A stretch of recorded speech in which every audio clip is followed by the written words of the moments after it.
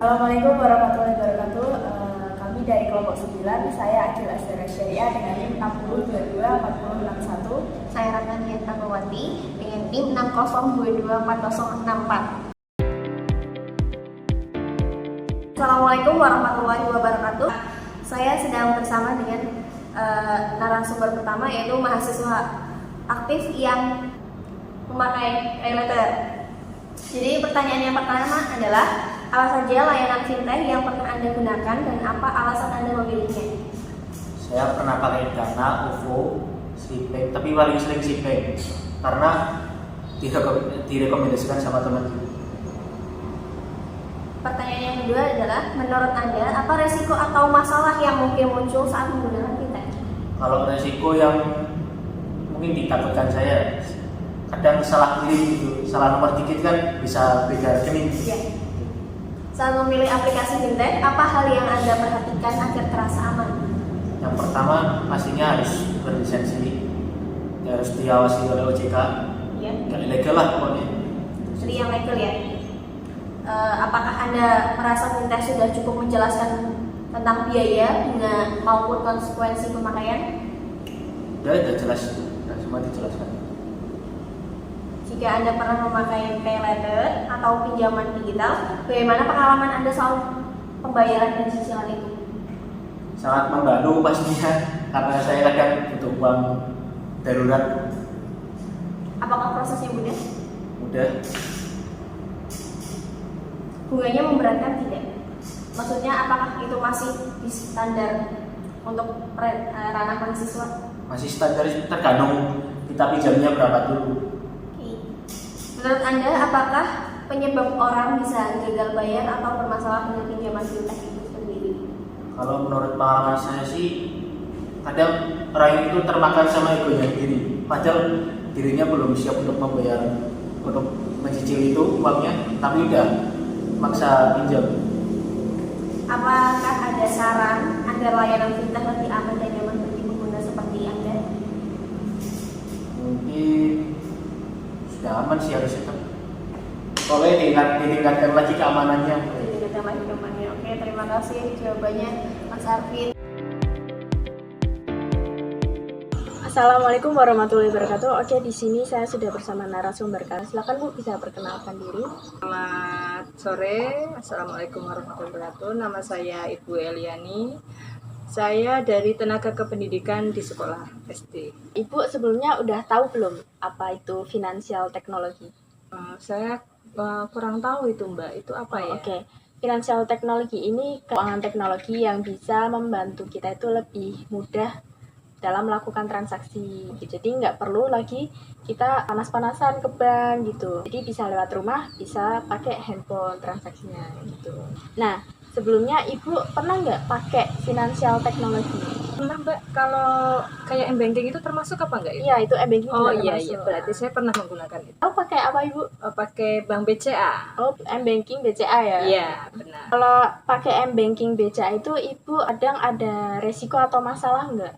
Oh, ada Mbak. Kadang ketika kita mentransfer sejumlah uang, mungkin pas saat itu terjadi gangguan jaringan ya, seperti kayak alam itu kan kita nggak bisa prediksi itu ya. Kita sudah mengeluarkan sejumlah nominal tersebut yang tertera, sudah terpotong, tak taunya belum nyampe kepada si penerima. Okay. Pas Ibu memilih Bank BCA ini, memakai m-banking BCA ini, ada hal yang perlu diperhatikan nggak biar menggunakan m-banking BCA itu merasa aman? Terutama ini ya Mbak, keamanan privacy PIN-nya itu kita tidak boleh memberitahu ya, karena itu kode rahasia untuk kita. Dan juga berarti kita juga harus lebih cermat untuk menaruh atau menyimpan dari handphone kita, karena itu kita transaksinya kan menggunakan via handphone. Iya. Jadi kalau misalnya handphonenya hilang itu resiko ya Bu berarti? Iya, makanya itu kita harus segera lapor Mbak, itu kita harus segera lapor kepada pihak bank untuk memblokir rekening kita untuk sementara, karena kan kita nggak tahu kalau ketemunya itu apa sama orang yang baik atau yang tidak, itu juga nanti bisa disalahgunakan. Kalau masalah uang admin dalam transaksi itu, kalau Ibu keberatan atau enggak? Apakah tidak apa-apa kalau ada adminnya? Saya sih ya, selama itu adminnya masih wajar, karena untuk sesama BCA itu tidak dikenai biaya admin, kecuali kita bisa untuk transaksi ke rekening yang lain, misalnya bank yang selain BCA itu kita ada nominal admin kurang lebih itu 5.000. Jadi Ibu kalau misal dalam satu transaksi terus adminnya segitu, apakah keberatan atau Tidak apa-apa Mbak, karena masih wajar ya untuk nominal sampai sekian itu cuma 5.000 itu kan masih wajar. Terus pertanyaan selanjutnya, itu Ibu pernah nggak pakai SPay letter atau pinjaman online? Nggak pernah itu Mbak, saya juga nggak pernah yang seperti itu. Kenapa Ibu nggak memilih pakai pinjaman online? Karena untuk walaupun semakin pesatnya kemajuan teknologi saat ini, yang namanya SPay letter seperti itu kita rawan, kita itu takut terjadinya penipuan yang atau semacamnya. Itu kan bisa jadi misalnya kita ke transaksi kesekian, ternyata yang ambil orangnya, oh tadi sudah ada yang ambil, itu kita sangat rawan lah ya untuk masalah kepercayaan itu, kita nggak sembarangan itu.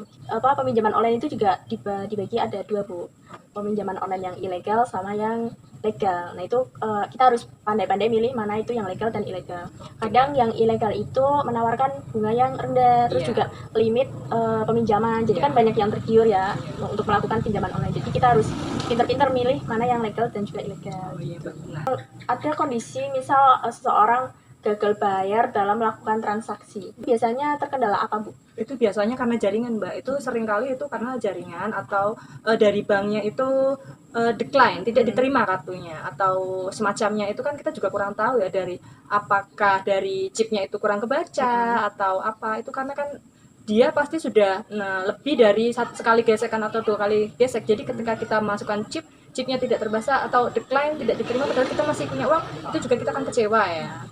Jadi kalau misal pakai m-banking itu kalau gagal bayar itu pasti karena jaringannya. Iya. Ini Bu, pertanyaan terakhir. Okay. Nah itu apa saran Ibu untuk layanan finansial teknologi itu bagi kita yang menggunakan itu agar merasa aman dalam menggunakannya? Mungkin nomor pertama dan utama itu adalah meningkatkan kepercayaan kita, dan untuk kita kan guru-guru di sini juga kita punya privacy yang emang kita harus dijaga betul-betul, tidak sembarangan. Makanya kita tidak boleh menggunakan itu untuk hal yang tidak perlu Mbak. Jadi kita itu untuk yang muda-muda itu mungkin menggunakan seperti itu mungkin ada faedahnya dan lebih mudah digunakan ya, karena kita sewaktu-waktu ada keadaan darurat, kita mau transfer kita bisa langsung transfer, kita bisa langsung kirim. Cuman kita agak signifikannya itu untuk orang yang sepuh-sepuh yang sudah tua, karena beliau itu juga kan mungkin karena faktor usia itu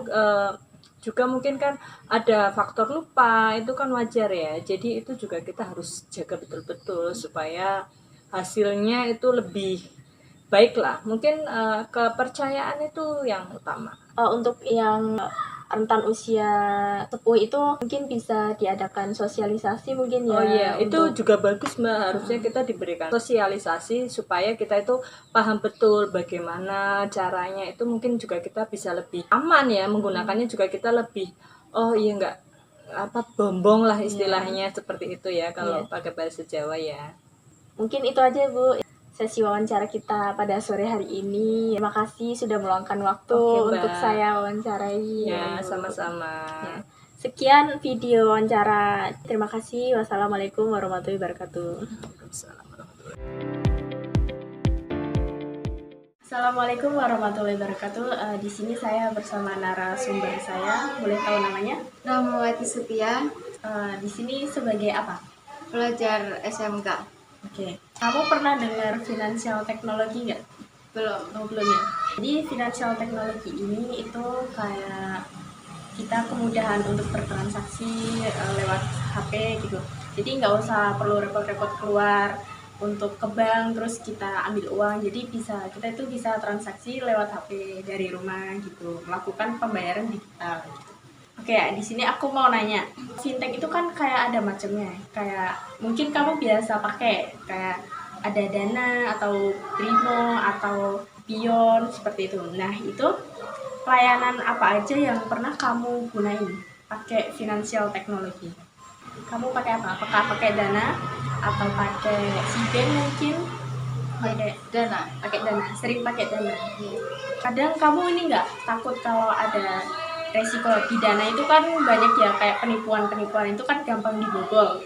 Menurut kamu resiko yang mungkin muncul di Dana itu apa biasanya?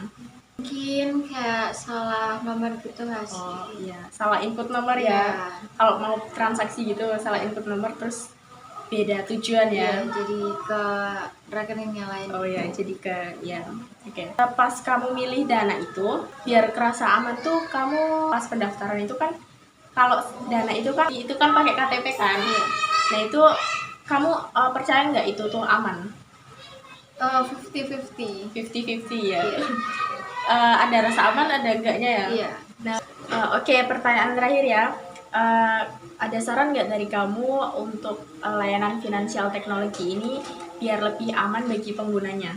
Mungkin dari salah satu aplikasinya keamanannya dapat ditingkatkan, serta adanya edukasi kepada orang-orang awam seperti orang-orang tua agar mengetahui mengenai tersebut.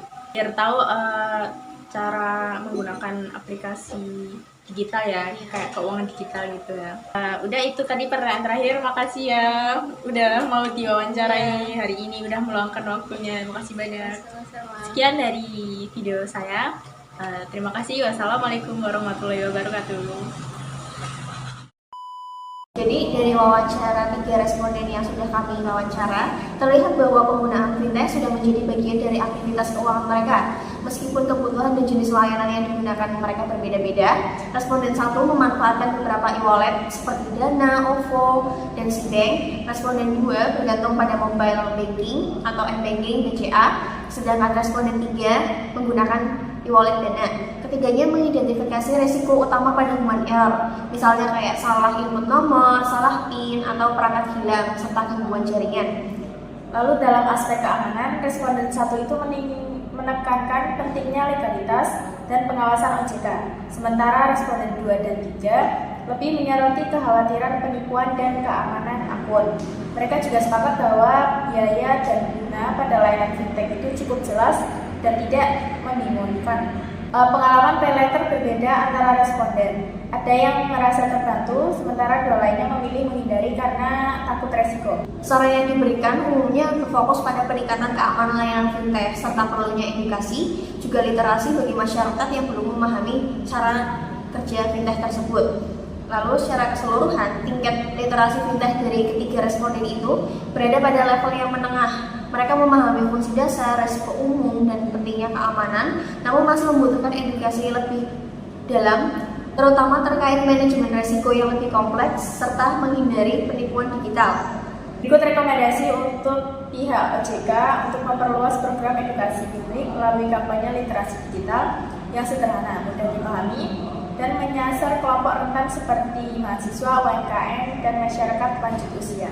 Lalu ada rekomendasi untuk pelaku bisnis yang menggunakan fintech untuk meningkatkan keamanan sistem termasuk verifikasi berlapis, notifikasi real time, serta pelindungan dari salah input nomor atau transaksi yang mencurigakan. Lalu yang ketiga, rekomendasi untuk masyarakat atau pengguna fintech itu meningkatkan kedisiplinan digital seperti mengecek nomor tujuan sebelum transfer, terus menjaga keamanan PIN, dan menghindari penggunaan WiFi publik untuk transaksi. Sekian hasil wawancara dan hasil analisis dari kelompok kami, yaitu kelompok 9. Kurang lebihnya mohon dimaafkan. Wassalamualaikum warahmatullahi wabarakatuh.